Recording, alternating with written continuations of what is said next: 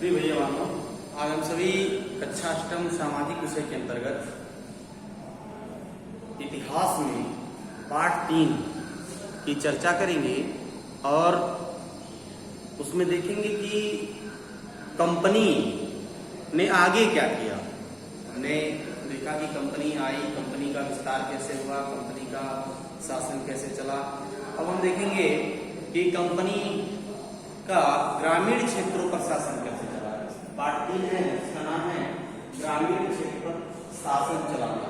ग्रामीण क्षेत्र पर शासन चलाना, इसमें जो टॉपिक में हम देखेंगे कि कंपनी दीवान बन गई। कंपनी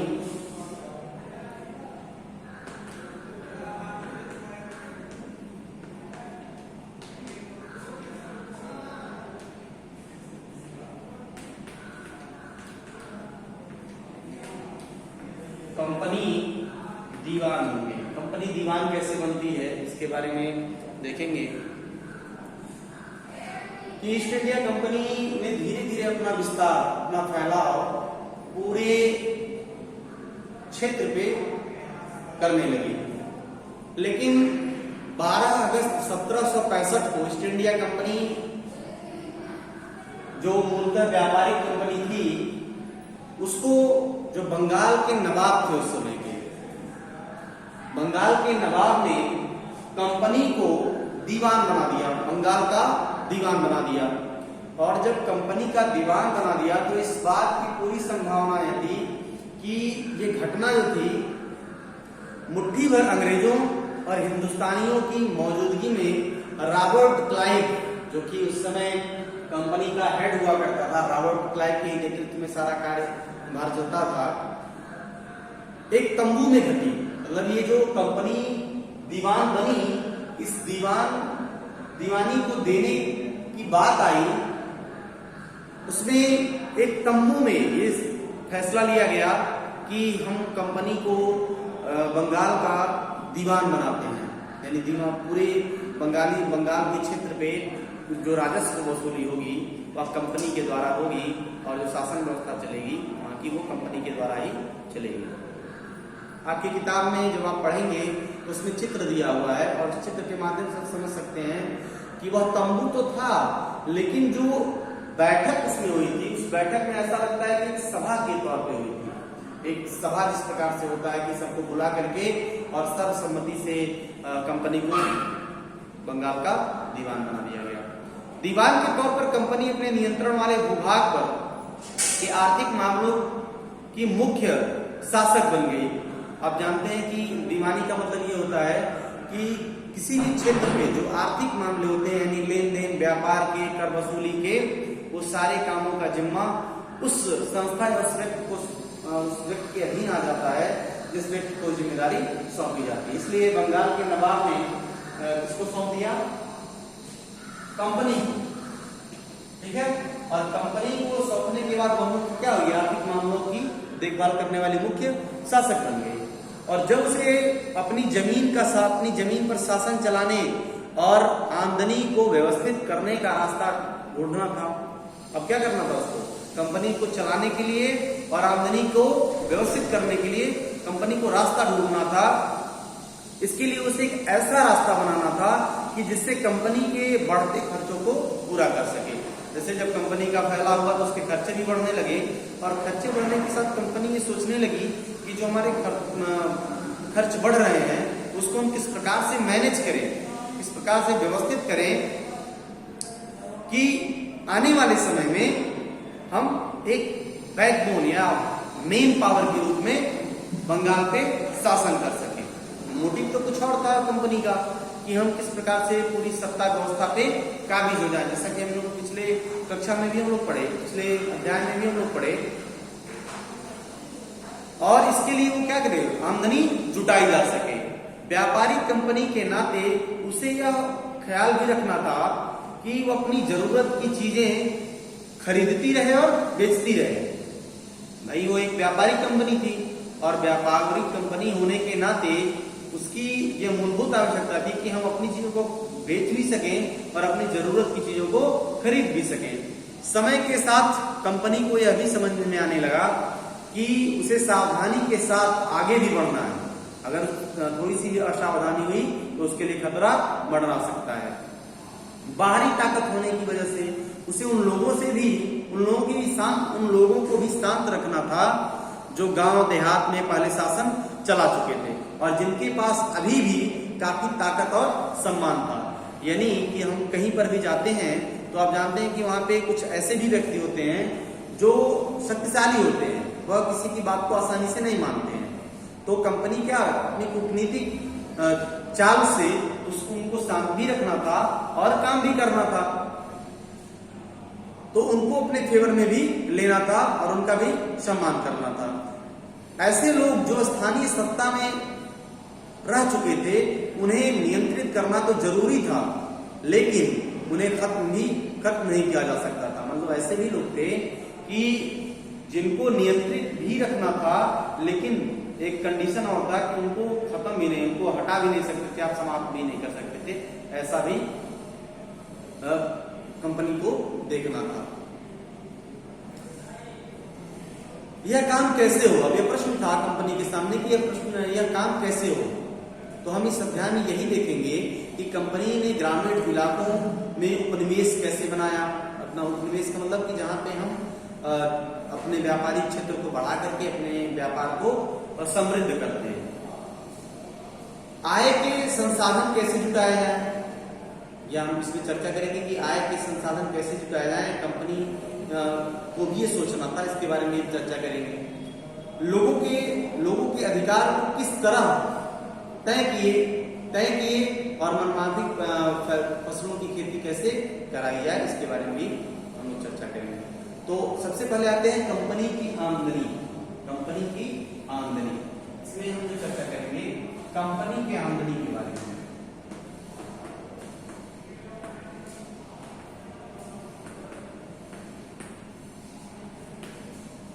कंपनी की आमदनी, कंपनी दीवान तो बन गई, लेकिन अभी भी खुद एक व्यापारी ही अपने आप को मानती थी। कंपनी भारी भरकम लगान तो चाहती थी, लेकिन उसके आकलन और वसूली की कोई नियमित व्यवस्था नहीं थी। मतलब दीवान बन गई, लेकिन अभी कोई वैसी व्यवस्था नहीं हुई थी जिसके द्वारा वो क्या करे कि राजस्व की वसूली करे या अपने आप को समृद्ध करे। ऐसी व्यवस्था अभी तक नियमित नहीं थी और व्यवस्था करने में हिचकिचा भी रही थी। उसकी कोशिश यही थी कि वह ज्यादा से ज्यादा राजस्व हासिल करे और कम से कम कीमत पर बढ़िया सूती और रेशमी कपड़ा खरीदे। मतलब सस्ती दरों पे क्या करे, वो सामान को खरीदे, यानी कच्चे माल को खरीदे और उसको अधिक दामों में बेच सके। राजस्व का यही तरीका था कि हम राजस्व की वृद्धि करने का। तो हुआ क्या कि इसी कारण 5 साल के भीतर बंगाल में कंपनी द्वारा खरीदी जाने वाली जो चीजों का मूल्य दोगुना कर दिया गया या दोगुना हो गया।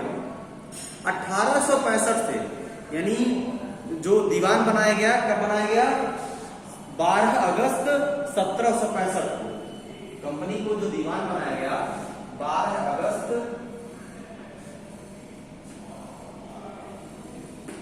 1765 कंपनी को दीवान बंगाल का बनाया नवाब ने उसको 12 अगस्त 1765 को। और 1865 में जो मूल्य थे वो दोगुने हो गए, यानी 1865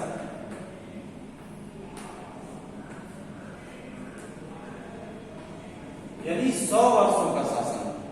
1765 से लेके 1865 तक का जो समय था लगभग 100 वर्षों तक का था।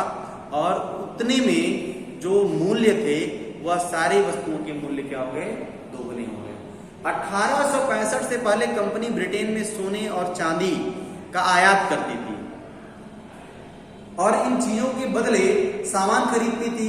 अब बंगाल में इकट्ठा होने वाले पैसे से ही निर्यात के लिए चीजें खरीदी जा सकती थी। यानी कि जो बंगाल में पैसा इकट्ठा हो रहा था, उन पैसों को इकट्ठा करके ही हम क्या कर सकते थे? निर्यात के लिए चीजें खरीद सकते थे। यानी कंपनी ने ऐसा सोचा। जल्दी ही वह जाहिर हो गया कि बंगाल की व्यवस्था एक गहरे संकट में। आप जानते हैं कि जब किसी वस्तु का दाम बढ़ता है तो वहां पे आर्थिक संकट की स्थिति उत्पन्न हो जाती है और गहरे संकट में फंसती जा रही थी बंगाल। कारीगर गांव छोड़कर भाग रहे थे क्योंकि उन्हें बहुत कम कीमत पर अपनी चीजें कंपनी को जबरन बेचनी पड़ती थी। किसान अपना लगान नहीं चुका पा रहे थे। कामगारों का जो उत्पादन था वह गिर रहा था। खेती चौपट होने की दिशा में बढ़ रही थी। यानी कि बंगाल पे तमाम प्रकार की समस्या, तमाम प्रकार की अव्यवस्थाएं फैलने लगी।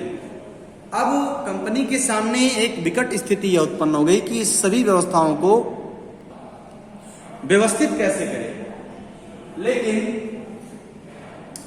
हुआ क्या कि 1770 में पड़े अकाल, 1770 में एक अकाल था, ये 1765 था और 1770 में अकाल पड़ा, बहुत बड़ा अकाल पड़ा में एक जैसे करोड़ों लोग, 1 करोड़ 1.5 करोड़ भी मान सकते हैं कि करोड़ों लोग की मौत हो गई और इस अकाल में लगभग 1/3 आबादी समाप्त हो गई।